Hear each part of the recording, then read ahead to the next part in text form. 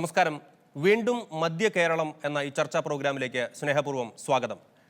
2 മാസക്കാലം മദ്യശാലകൾ അടഞ്ഞുകിടന്നപ്പോൾ മലയാളി മറന്നു തുടങ്ങിയ മദ്യപാനശീലത്തെ വീണ്ടും ശക്തിപ്പെടുത്തിക്കൊണ്ട് മദ്യശാലകൾ വീണ്ടും പ്രവർത്തനം ആരംഭിക്കുകയാണ്. കോവിഡ് മഹാമാരി മൂലം ക്ലേശമനുഭവിക്കുന്ന കേരള ജനതയ്ക്ക് മുന്നിൽ മദ്യം വീണ്ടും ഒഴുകുമ്പോൾ എന്തൊക്കെ പ്രശ്നങ്ങളാണ് കേരള ജനതയ്ക്ക് മുന്നിൽ കാത്തിരിക്കുന്നത്? ഈ വിഷയമാണ് ചർച്ച ചെയ്യുന്നത്.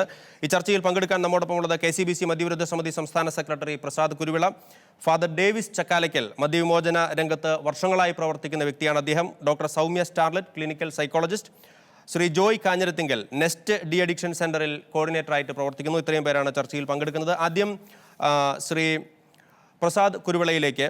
മലയാളി മറന്നു തുടങ്ങിയ ഒരു ശീലമാണ് മദ്യപാന ശീലം എന്ന് വേണമെങ്കിൽ പറയാം.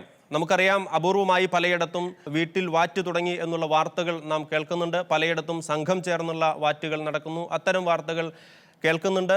പക്ഷേ ഈ ഒരു സാഹചര്യത്തിലും ഇത്ര പെട്ടെന്ന് മദ്യശാലകൾ തുറക്കേണ്ട സാഹചര്യമുണ്ടോ?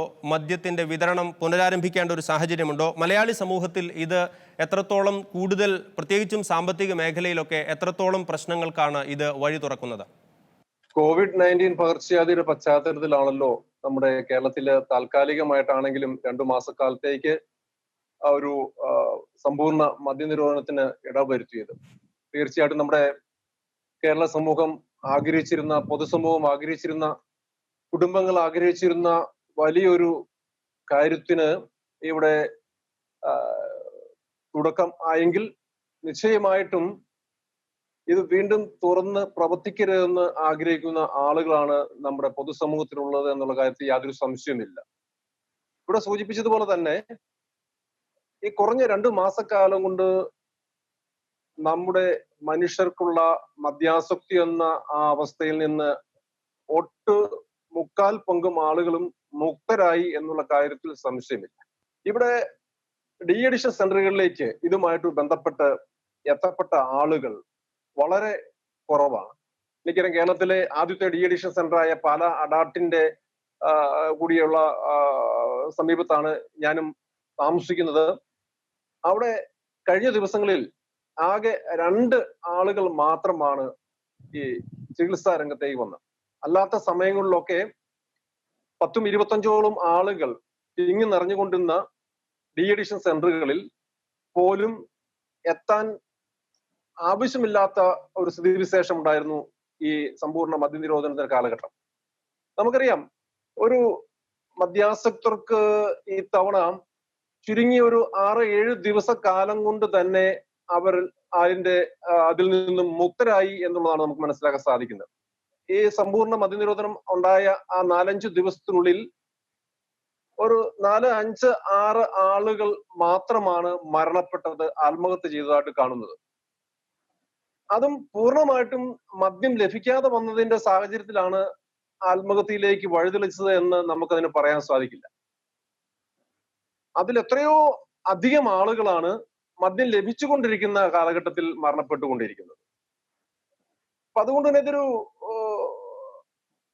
നമുക്ക് നിരോധനം സാധ്യമാവുന്ന ഒരു കാര്യമാണിത്. ഈ കാലഘട്ടത്തിൽ മദ്യാസക്തിയിൽ നിന്ന് മുക്തരാകാൻ ആഗ്രഹിക്കുന്ന ആളുകൾക്ക് ഏറ്റവും അനുയോജ്യമായ ഒരു സമയമാണ്. ആ കാര്യത്തോട് മുക്കാൽ പങ്ക് ആളുകളും യോജിച്ചിരിക്കുകയാണ്. പക്ഷെ സർക്കാർ ഏതു വിധേനയും ദീപസ്തംഭം മഹാശ്വര്യം നമുക്കും കിട്ടണം പണം എന്നുള്ള ചിന്തയിൽ ഏതു വിധേനയും മദ്യം ഒഴുക്കാൻ സാഹചര്യം ഒരുക്കുന്ന ഒരു സ്ഥിതിവിശേഷമാണ് ഇപ്പം കാണുന്നത്. അതിലൊരു കാര്യം, ഒന്ന്, ഈ മദ്യാസക്തി എന്ന രോഗത്തിൽ നിന്ന് ഇപ്പം വിടുതലായി നിൽക്കുന്ന ആളുകൾ വീണ്ടും ഒരു അവസരത്തിൽ മദ്യം ലഭിക്കുന്ന സാഹചര്യം ഉണ്ടായാൽ, നമ്മുടെ മലയാളികൾ എന്ന് പറയുന്നത് മദ്യത്തോട് ഏറെ ആർത്തിയുള്ള ഒരു വിഭാഗമാണ്. കിട്ടുന്ന കാലയളവിൽ ഏറെ മദ്യം കഴിക്കുന്നതിന്റെ വെളിച്ചത്തിൽ നിലവിൽ ഉണ്ടായിരുന്ന മരണങ്ങളെക്കാളും കൂടുതൽ മരണവും ഗുരുതരമായ പ്രത്യാഘാതം, ഗുരുതരമായ സ്ഥിതിവിശേഷം നമ്മുടെ സംസ്ഥാനത്ത് ഉണ്ടാകാനുള്ള സാഹചര്യമുണ്ട്. ഡോക്ടർ സൗമ്യയിലേക്ക് നമുക്ക് പോകേണ്ടതുണ്ട്. ഡോക്ടർ സൗമ്യ മാഡം, നിങ്ങൾ പ്രസാദ് കുരുവിള പറഞ്ഞ കാര്യങ്ങൾ കേട്ട് കാണും. നിങ്ങളൊരു ക്ലിനിക്കൽ സൈക്കോളജിസ്റ്റാണ്. ഒരുപാട് കുടുംബങ്ങളുടെ പ്രശ്നങ്ങളും പ്രതിസന്ധികളും വ്യക്തികൾ നേരിടുന്ന പ്രശ്നങ്ങളും ഒക്കെ തന്നെ നിങ്ങൾ കേൾക്കുകയും അതിന് പരിഹാരങ്ങൾ നിർദ്ദേശിക്കുകയും ഒക്കെ ചെയ്യുന്ന വ്യക്തിയാണ്. മദ്യം സുലഭമായിരുന്ന ഒരു കാലഘട്ടത്തിൽ നിന്നും വ്യത്യസ്തമായി ലോക്ക്ഡൗൺ കാലത്ത് മദ്യം ലഭ്യമല്ലാതായി മാറിയ ഒരു സാഹചര്യത്തിൽ കുടുംബങ്ങൾ നേരിടുന്ന പ്രശ്നങ്ങൾ, പ്രത്യേകിച്ചും മദ്യം മൂലമുള്ള പ്രശ്നങ്ങൾ, കുട്ടികളും കുടുംബവും സ്ത്രീകളും നേരിടുന്ന പ്രശ്നങ്ങൾ എത്രമാത്രം കുറവ് ഉണ്ടായിട്ടുണ്ടാകും? എന്താണ് നിങ്ങൾക്ക് ആ ഒരു വിഷയത്തിൽ പറയാനുള്ള ഒരു നിരീക്ഷണം? ഇപ്പോ മദ്യപാനത്തിന്റെ കാര്യം എടുക്കുകയാണെങ്കിൽ മദ്യപാനത്തിന്റെ ഏറ്റവും ദൂഷ്യഫലങ്ങൾ അനുഭവിക്കേണ്ടി വരുന്നത് ആ വ്യക്തിയുടെ കുടുംബമാണ്. പ്രത്യേകിച്ചും ജീവിത പങ്കാളിയും മക്കളും ഒക്കെ ഇതിന്റെ ഈ ഒരു ദുരന്ത ഫലങ്ങൾ അനുഭവിക്കേണ്ടി വരുന്ന കൂട്ടരാണ്. അപ്പൊ നമ്മള് ഈ ഒരു കൊറോണ കാലത്തില് കൊറോണ വ്യാധിയുടെ ആദ്യം ഭയം ഒക്കെ നമ്മുടെ മനസ്സിലുണ്ടെങ്കിലും ഈ കുറച്ചു നാള് നമ്മുടെ കുടുംബങ്ങളൊക്കെ മദ്യവിമുക്തമായിരുന്നു. ഭാര്യമാരും അതുപോലെ തന്നെ മക്കളും ഇങ്ങനെയുള്ള മദ്യത്തിൻ്റെതായിട്ടുള്ള എല്ലാ പ്രശ്നങ്ങളിൽ നിന്നും മോചിതരായിരിക്കുന്ന ഒരു സമയമായിരുന്നു.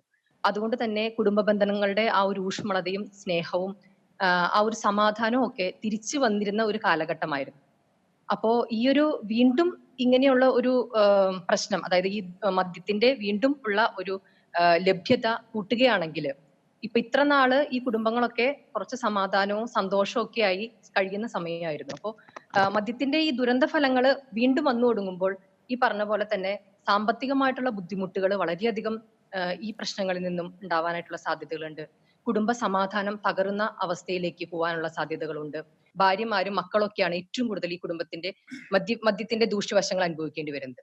അപ്പൊ അതുകൊണ്ട് തന്നെ നമ്മൾ ചിന്തിക്കുകയാണെങ്കിൽ ഈ ഒരു ഭർത്താവിന്റെ മദ്യപാനം മൂലം ഉണ്ടാകുന്ന പിരിമുറുക്കങ്ങളും അതുപോലെ തന്നെ ഉത്കണ്ഠകളും ആകുലതകളും ഗാർഹിക പീഡനങ്ങളും ഒക്കെ കുറെ നാളുകൾ നമ്മുടെ കുടുംബിനികൾ അനുഭവിച്ചു കഴിഞ്ഞിരുന്നു. പക്ഷെ ഇപ്പോ ഈ ഒരു കൊറോണ കാലത്ത് ഇതിന്റെ ലഭ്യത ഒട്ടും ഇല്ലാതിരുന്ന അവസ്ഥകളിൽ നമ്മുടെ വീടുകളൊക്കെ മദ്യവിമുക്തമാവുകയും അതുപോലെ തന്നെ ആ ഒരു സമാധാനവും സന്തോഷവും വീട്ടിലെ ഭാര്യമാരുടെ ആ ഒരു എല്ലാ ടെൻഷനും ഒക്കെ കുറച്ചൊക്കെ കുറഞ്ഞിരിക്കുന്ന ഒരു അവസ്ഥയായിരുന്നു.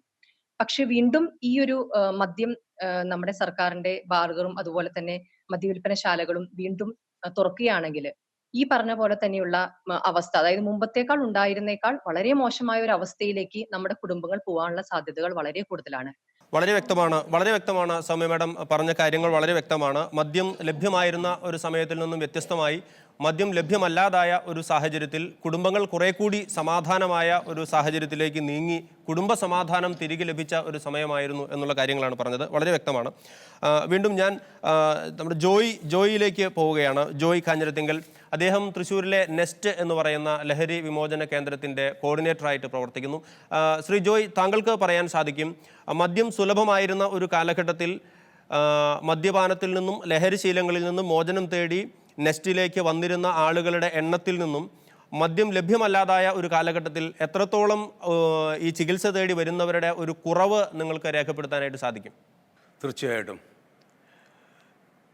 നെസ്റ്റ് തുടങ്ങിയിട്ട് ഇപ്പോൾ ഏകദേശം ഒരു 14 വർഷമായി. ആരംഭത്തിൽ 80 മുതൽ 110 വരെ മദ്യപാനികളായ രോഗികൾ അവിടെ ചികിത്സയ്ക്കായിട്ട് വന്നിരുന്നു. എന്നാൽ ഈ കോവിഡ് കാലഘട്ടത്തിൽ വളരെ കുറച്ച് മാത്രമാണ് മദ്യപാനികളായ വ്യക്തികൾ കടന്നു വരുന്നത്. കാരണം ഞങ്ങൾ കൊടുക്കുന്ന ഈ ചികിത്സ 30 ദിവസത്തേക്കുള്ള ചികിത്സയാണ്. ഈ 30 ദിവസം കൊണ്ട് അവരുടെ രക്തത്തിൽ കലർന്നിരിക്കുന്ന മദ്യത്തിലെ ആൽക്കഹോളിൻ്റെ വലിയൊരു ഭാഗം അത് ലിവർ കൺവേർട്ട് ചെയ്ത് പുറത്തേക്ക് കളയും. അതോടെ ഒരു ഏറെക്കുറെ സൗഖ്യമാക്കപ്പെടും എന്നതാണ് വാസ്തവം. എന്നാൽ ഈ 2 മാസത്തെ കോവിഡ് കാലഘട്ടത്തിൽ മദ്യം കിട്ടാതിരുന്നപ്പോൾ തന്നെ ഒരുപാട് പേരുടെ ശരീരത്തിലെ ആൽക്കഹോൾ പുറത്ത് പോയി, തനിയെ പോയി, ഒരു ചികിത്സയും ഇല്ലാതെ തന്നെ. അതുകൊണ്ട് മദ്യപാനികൾ ഈ മദ്യത്തിൻ്റെ ലഭ്യത കുറഞ്ഞതോടുകൂടെ അവരുടെ ആ അഡിക്ഷനിൽ നിന്ന് പൂർണ്ണമായിട്ട് മോചിതരായി എന്നതാണ് വാസ്തവം. തീർച്ചയായിട്ടും ജോയ് കാഞ്ഞിരത്തിങ്കൽ, താങ്കൾ പറഞ്ഞത് തികച്ചും വസ്തുതാപരമായ കാര്യങ്ങളാണ് പറഞ്ഞത്. ഇത് നമ്മുടെ ഭരണാധികാരികൾ, നമ്മുടെ ഭരണകൂടം മനസ്സിലാക്കും, തിരിച്ചറിയുമെന്ന് നമുക്ക് പ്രതീക്ഷിക്കാം. ഇനി ഫാദർ ഡേവിസ് ചക്കാലയ്ക്കലിലേക്ക് വരികയാണ്. അച്ഛനെക്കുറിച്ച് പറയുമ്പോൾ അല്ലെങ്കിൽ അച്ഛൻ്റെ പേര് കേൾക്കുമ്പോൾ അച്ഛനെ അറിയുന്നവർക്കറിയാം, വർഷങ്ങളായി ഏകദേശം 10-20 വർഷത്തോളമായി മദ്യവിമോചന രംഗത്ത് പ്രവർത്തിക്കുകയും ധാരാളം പേരെ മദ്യത്തിൻ്റെ ആസക്തിയിൽ നിന്ന് മോചിപ്പിക്കാനായിട്ട് പരിശ്രമിക്കുകയും ചെയ്ത വ്യക്തിയാണ്. സ്വന്തം പള്ളിമേടയിൽ മദ്യപാനിയെ കൊണ്ടുവന്ന് താമസിപ്പിച്ച് അവിടെ നിന്നും ലഹരി വിമോചന കേന്ദ്രത്തിലേക്ക് കൊണ്ടുപോയി അങ്ങനെ പല കുടുംബങ്ങളെ രക്ഷപ്പെടുത്തിയിട്ടുള്ള ഒരു ചരിത്രമൊക്കെ അച്ഛനെ കുറിച്ച് പറഞ്ഞു കേട്ടിട്ടുണ്ട്.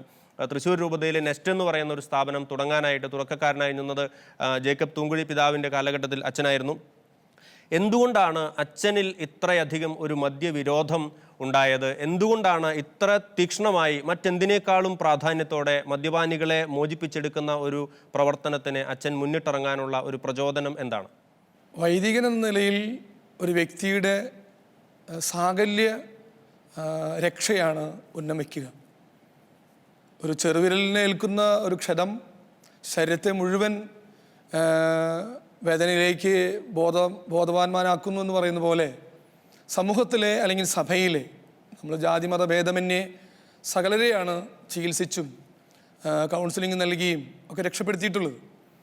ആ ഒരു വീക്ഷണത്തിലൂടെ നോക്കുമ്പോൾ എൻ്റെ കരവലയത്തിലുള്ള ഒരു വ്യക്തി ഈ മാരകമായ ഒരു ദുരന്തത്തിൽ അടിമയായി കിടന്ന് താൻ നശിക്കുന്നു, തൻ്റെ കുടുംബം നശിക്കുന്നു.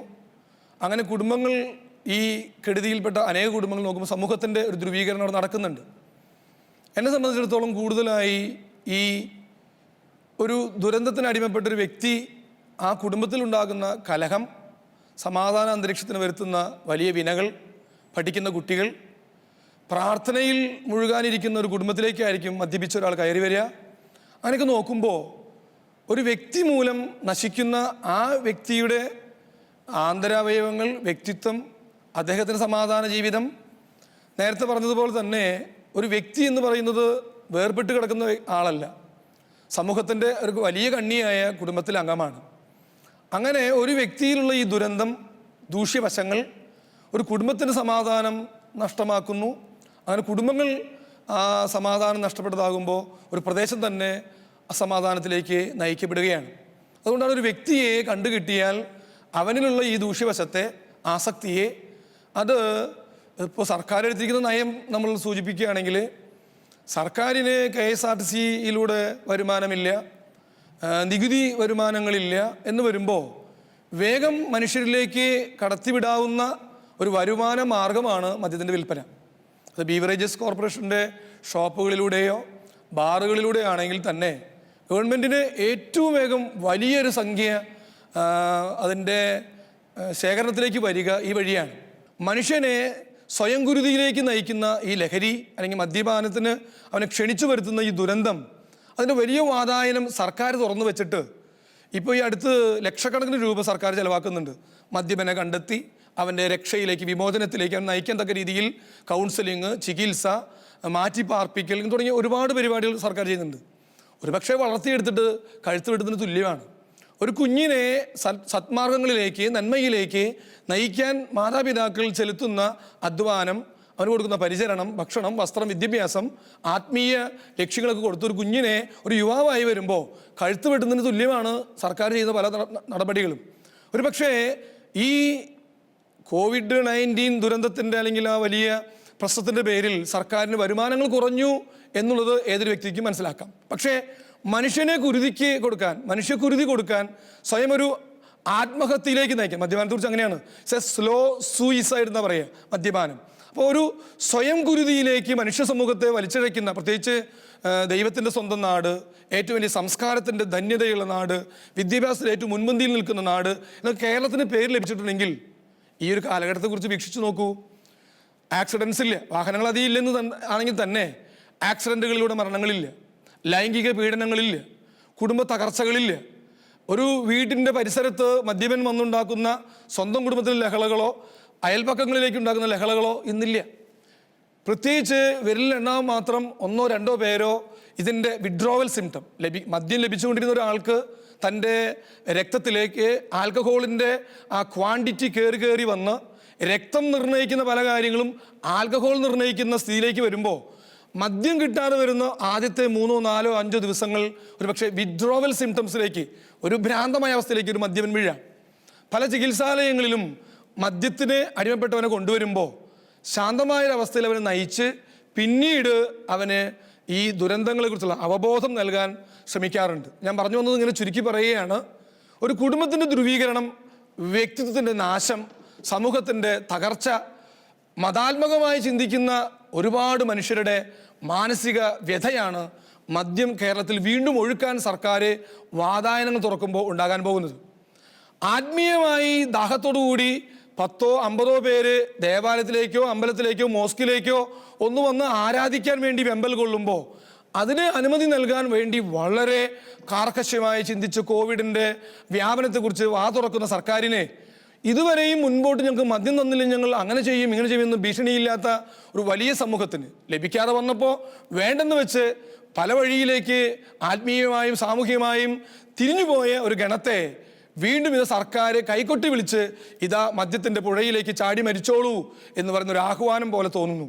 സർക്കാരിനെ കുറ്റപ്പെടുത്താനായിട്ട് വാക്കുകൾ ഉപയോഗിക്കല്ല, പക്ഷേ സമൂഹത്തിൻ്റെ വലിയ മേന്മയെ ലാക്കാക്കി വിദ്യാഭ്യാസം, സാംസ്കാരിക മേന്മ, വ്യക്തിത്വ വികസനം എന്നിവയിലേക്ക് സർക്കാർ കണ്ണു നട്ടിട്ടാണ് ഈ സമൂഹത്തോട് വ്യാപരിക്കുന്നതെങ്കിൽ ഒരു കാലത്തും കേരളത്തിൽ മദ്യത്തിൻ്റെ വിപണനം കൊണ്ടുവരരുത് എന്നാണ് മനസാക്ഷിയുള്ള, മാനവികതയിൽ വിശ്വസിക്കുന്ന, മനുഷ്യത്വത്തിന് വേണ്ടി വാദിക്കുന്ന, നന്മകൾക്ക് വേണ്ടി ഊന്നി പറയുന്ന എല്ലാവരും ആവശ്യപ്പെടുക. ഇതൊരു നിലവിളിയായി, അനേക നിലവിളിയായി കാണണമെന്ന് അപേക്ഷിക്കുന്നു. തീർച്ചയായിട്ടും വ്യക്തമാണ് ഫാദർ ഡേവിസ് ചക്കാലയ്ക്കൽ. വീണ്ടും പ്രസാദ് കുരുവിളയിലേക്ക് വരികയാണ്. പ്രസാദ് കുരുവിള, നമുക്കറിയാം നമ്മുടെ നാട്ടിൽ ലോക്ക്ഡൗൺ വന്ന സമയത്ത് അവശ്യ സാധനങ്ങൾക്ക് മാത്രമുള്ള വിപണന സ്വാതന്ത്ര്യമുണ്ടായിരുന്നു. അവശ്യ സാധനങ്ങൾ മാത്രം വിൽക്കാൻ ഷോപ്പുകൾ തുറക്കാം.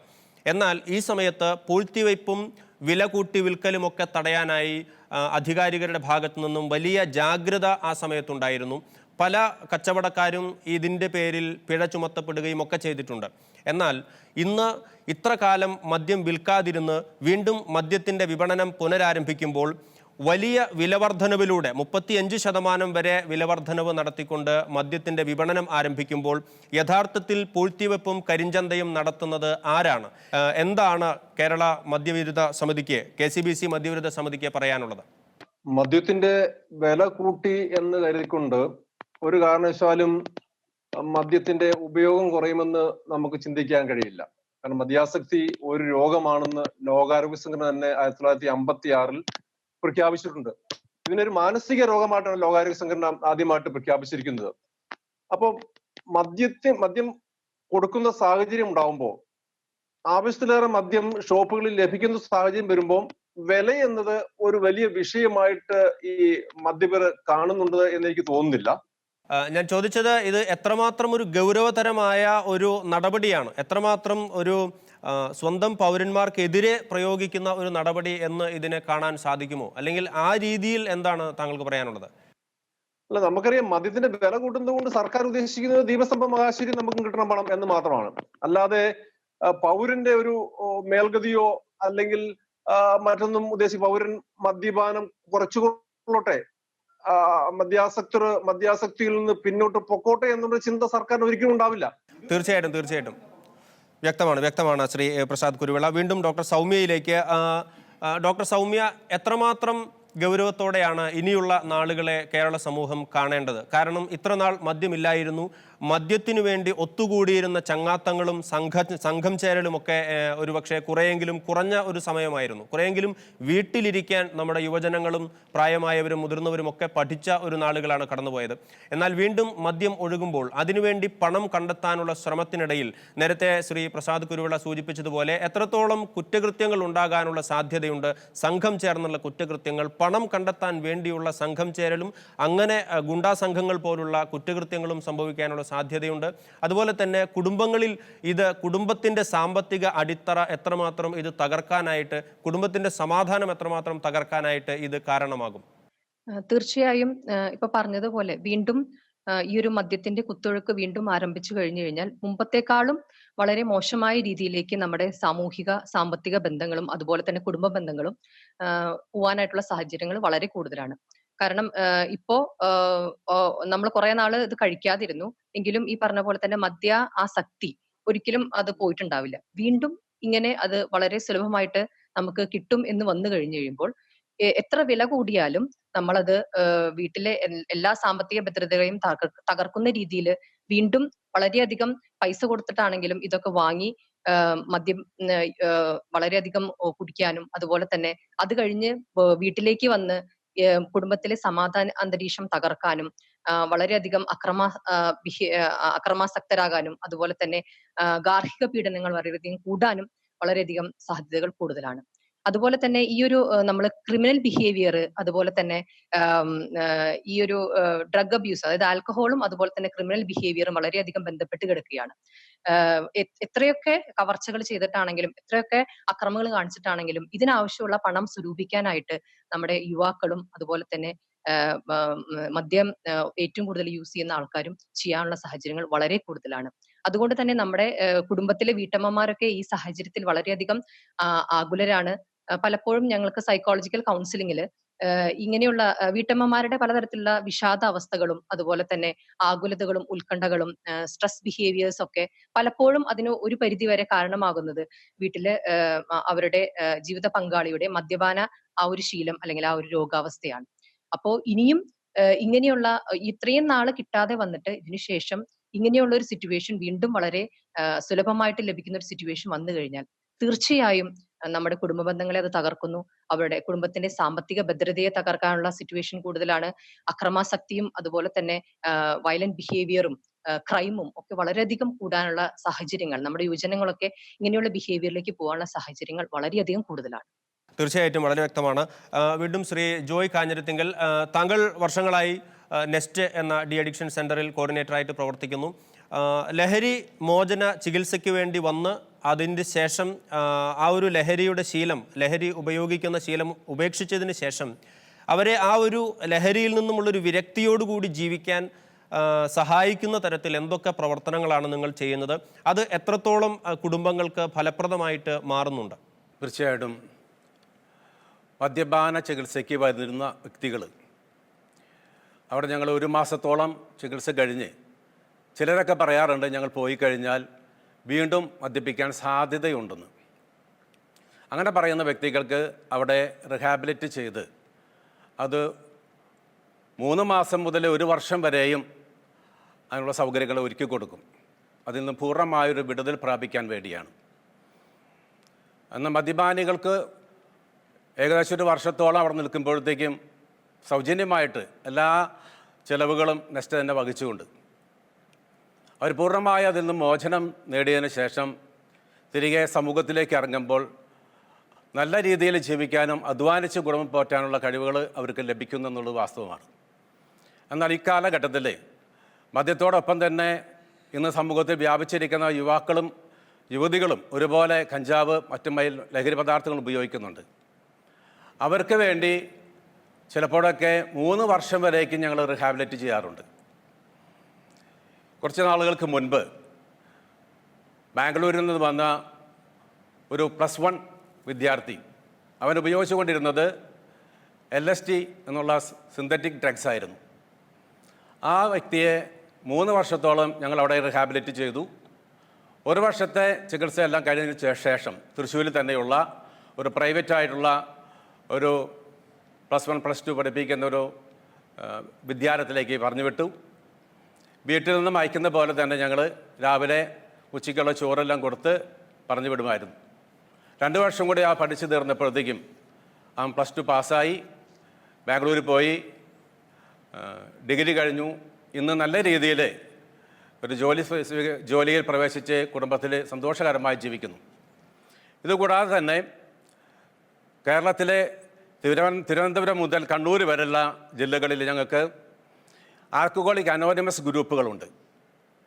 മദ്യപാനം അതുപോലെ മറ്റ് ലഹരി പദാർത്ഥങ്ങൾ ഉപേക്ഷിച്ച വ്യക്തികൾ അവിടെ ഒരുമിച്ച് കൂടി വീണ്ടും ആ പഴയ ആസക്തിയിലേക്ക് വീണു പോകാതിരിക്കാൻ പരസ്പരം ഷെയർ ചെയ്യുകയും പ്രാർത്ഥിക്കുകയും പ്രോത്സാഹിപ്പിക്കുകയും ശക്തിപ്പെടുത്തുകയും ചെയ്യുന്ന ആൽക്കഹോളിക് അനോണിമസ് ഗ്രൂപ്പുകൾ ഞങ്ങൾ ആരംഭിച്ചിട്ടുണ്ട്.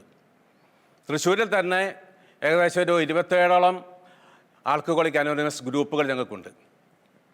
കേരളത്തിന് വെളിയിൽ തമിഴ്നാട്ടിലെ സേലം, ഈറോഡ്, കോയമ്പത്തൂർ തുടങ്ങിയ സ്ഥലങ്ങളിലും ഗ്രൂപ്പുകളുണ്ട്, ബാംഗ്ലൂരുമുണ്ട്. ഇതെല്ലാം ഇന്ന് നിലനിൽക്കുന്നതും പ്രവർത്തിക്കുന്നതും സത്യം പറഞ്ഞാൽ ഒരിക്കൽ മദ്യപാന ആസക്തിയിൽ നിന്ന് പൂർണ്ണമായി വിടുതൽ പ്രാപിച്ച വ്യക്തി പിന്നീട് ഒരിക്കലും അതിലേക്ക് വീട് പോകാതിരിക്കാൻ വേണ്ടിയാണ്. അതുകൊണ്ട് തന്നെ നെസ്റ്റൻ്റെ ഈ പ്രവർത്തനങ്ങളിൽ വളരെയധികം സന്തോഷവും ചാരിതാർത്ഥ്യവും ഞങ്ങൾക്കുണ്ട്. ഇന്ന് അനേകം കുടുംബങ്ങൾ, 10,000-ലധികം കുടുംബങ്ങൾ ഈ ലഹരിയിൽ നിന്ന്, പ്രത്യേകിച്ച് മദ്യപാനത്തിൽ നിന്ന് പൂർണ്ണമായും വിടുതൽ പ്രാപിച്ചു എന്നുള്ളത് വലിയ സത്യമാണ്. തീർച്ചയായിട്ടും ശ്രീ ജോയ് കാഞ്ഞിരത്തിങ്കൽ, ഇതുപോലെ തന്നെ കേരളത്തിൽ അങ്ങോളം ഇങ്ങോളമുള്ള എല്ലാ ലഹരിമുക്ത കേന്ദ്രങ്ങൾക്കും അനേകം കുടുംബങ്ങളെ രക്ഷപ്പെടുത്തിയെടുത്തതിൻ്റെ കഥകൾ പറയാനുണ്ട്. നമ്മുടെ ഈ ചർച്ചയുടെ സമയം ഏകദേശം പൂർണ്ണമാകുമ്പോൾ വീണ്ടും ഫാദർ ഡേവിസ് ചക്കാലയ്ക്കലിലേക്ക് വരികയാണ്. അച്ഛൻ ഒരുപാട് പേരെ മദ്യവിമോചനത്തിലേക്ക് കടന്നു വരാൻ, ഒരുപാട് കുടുംബങ്ങളെ രക്ഷപ്പെടുത്താൻ കാരണമായ നെസ്റ്റ് എന്ന് പറയുന്ന സ്ഥാപനത്തിൻ്റെ ആരംഭത്തിന് വഴിതെളിച്ചു. ഇപ്പോൾ വീണ്ടും ഒരു ഇടവേളയ്ക്ക് ശേഷം വീണ്ടും കേരളം മദ്യ കേരളമായി മാറുമ്പോൾ എന്താണ് അച്ഛന് സമൂഹത്തോട് പറയാനുള്ളത്? ഒപ്പം മദ്യവിമോചന രംഗത്ത് പ്രവർത്തിക്കുന്ന വ്യക്തികളോട് ഏതൊക്കെ രീതിയിൽ, എത്ര ശക്തമായി അവർ പ്രവർത്തനങ്ങൾ മുന്നോട്ട് കൊണ്ടുപോകണം? ഈ ഒരു സാഹചര്യത്തിൽ മദ്യത്തിനെതിരെ എങ്ങനെയൊക്കെ പൊരുതണം എന്നാണ് അച്ഛൻ ഈ സമയത്ത് സമൂഹത്തോടും ഒപ്പം മദ്യവിരുദ്ധ പ്രവർത്തകരോടും പറയാനുള്ളത്? സർക്കാരിൻ്റെ ഭാഗത്തു നിന്ന് മദ്യനിരോധനം എന്ന് പറയുന്ന വലിയ സത്യത്തിലേക്ക് എത്തുക എളുപ്പമാണോ എന്ന് ഞാൻ ചിന്തിക്കുന്നില്ല. കാരണം 2000-ൽ ആരംഭിച്ച എൻ്റെ പ്രവർത്തനം മദ്യവിരുദ്ധ സമിതിയുടെ ഡയറക്ടർ എന്ന നിലയിലാണ് ഞാൻ പ്രവർത്തനം ആരംഭിച്ചത്. മദ്യനിരോധനം എന്ന് പറയുന്നത് സർക്കാർ തന്നെ മുൻകൈയെടുത്ത് ഈ പ്രദേശത്ത് അല്ലെങ്കിൽ ഈ സംസ്ഥാനത്ത് മദ്യം ഇനി ലഭ്യമാക്കുകയില്ല, സബ്സ്റ്റൻസ് ഡിസ്ട്രിബ്യൂഷൻ ഉണ്ടായിരിക്കില്ല എന്നുള്ളതാണ്. മദ്യനിരോധനം ഈ അടുത്ത കാലത്തൊന്നും നമ്മുടെ സംസ്ഥാനത്ത് ഉണ്ടാകില്ല എന്ന് പറയുമ്പോൾ അഭ്യുദയകാംക്ഷികളായ സഭാ നേതൃത്വമോ സാമൂഹ്യ നേതൃത്വം വഹിക്കുന്നവരോ പിന്നെ മുന്നോട്ട് വരേണ്ട ഒറ്റ കാര്യമേ ഉള്ളൂ, അത് മദ്യവിരുദ്ധ പ്രവർത്തനമാണ്. മദ്യം ലഭ്യമായിരിക്കെ ആസക്തിയുടെ രോഗത്തിലേക്ക് വീണ ഒരു വ്യക്തി ഈ മദ്യത്തിലേക്ക് നീന്തി കുതിച്ച് ചെല്ലുമെന്നുള്ളത് ഉറപ്പ്. അങ്ങനെ വരുമ്പോൾ സമൂഹ മനസാക്ഷിയെ അല്ലെങ്കിൽ സമൂഹത്തിന് അവബോധമോ ബോധവൽക്കരണമോ നൽകി ഈ ദുരന്തത്തിൻ്റെ അല്ലെങ്കിൽ ഈ ദുഷ്ടതയുടെ ദുരന്തത്തിൻ്റെ വലിയ പാപത്തിൻ്റെ കേന്ദ്രമായ ഉറവയായ മദ്യത്തിലേക്ക്, ലഹരി വസ്തുക്കളിലേക്ക് മനുഷ്യ നീ ചുവടുവയ്ക്കല്ലേ എന്ന് പറയുന്ന ഒരു ആ മാനവികതയെ ഉണർത്തുന്ന, മാനുഷിക മൂല്യങ്ങളെ ഉണർത്തുന്ന ബോധവൽക്കരണ പരിപാടികൾ ഇതിൻ്റെ നേതൃത്വം വഹിക്കുന്നവർ മുന്നോട്ട് വെക്കേണ്ടതുണ്ട്.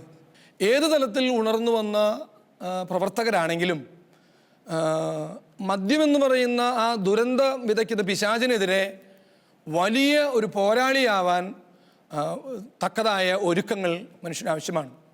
ആദ്യം തന്നെ ഒരു വ്യക്തിക്ക്, ഈ പ്രവർത്തകനായാലും മദ്യപനായാലും, ആദ്യത്തെ ദർശനം നൽകേണ്ടത് ഈശ്വര ദർശനമാണ്, ദൈവവിശ്വാസം. ബന്ധങ്ങളെ മറക്കുന്നവനാണ് ഈ ലഹരിയുടെ ദുരന്തങ്ങളിലേക്ക് കുതിച്ചു ചാടിയിട്ടുള്ളത്.